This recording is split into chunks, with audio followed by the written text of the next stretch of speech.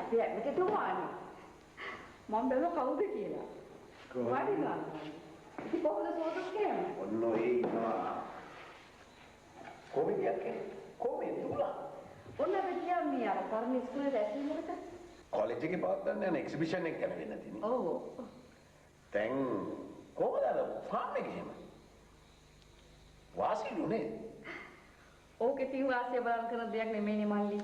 ඔව් ඉතින් වාසිනු බලා කවුද වැඩක් කරන්නේ? මේ මල්ලි ඩ්‍රින්ක් එකක් ගන්නවද? නෑ මේ ලස්සන වැඩි. එහෙනම් තේ එකක් බොමු. No thanks. මම මේ ආවේ අක්කත් එක්ක පොඩි කාරණයක් ගැන කතා කරන්න.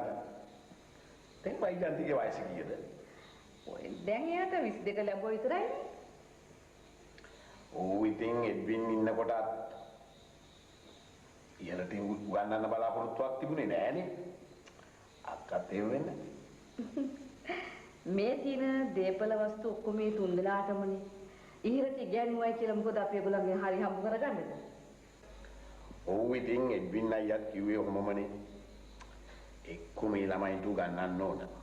නැත්තම් තමන්ගේ බිස්නස් එකක් බලා ගන්න යොදවන්න ඕන. එහෙම නැත්තම් බන්දලා දෙන්න ඕන. ඔව් මල්ලි මේ වෛද්‍යන්තිකේ කටුව තමයි මුලින්ම කරන්න ඕනේ. මේ මල්ලි මොකද වෛද්‍යන්තිකේ මේ වයස ඇහුවේ? මම වයස ඇහුවේ වෛජන්ති ගැන ඉලන්දාරියෙක් නම් මාගෙන් විපරම් කරලා තියෙනවා කීප වතාවක්. මම ඒ වචනයක් දුන්නේ නැහැ. මොකද අක්කලා කවුරු හරි හොයාගෙන ඉන්නවද දන්නේ නැහැ.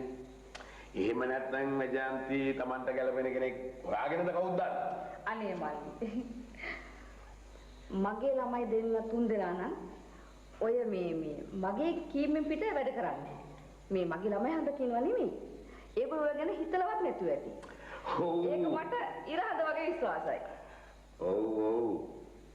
හැම දෙමව්පියෝම හිතාගෙන ඉන්නේ එහෙමනේ.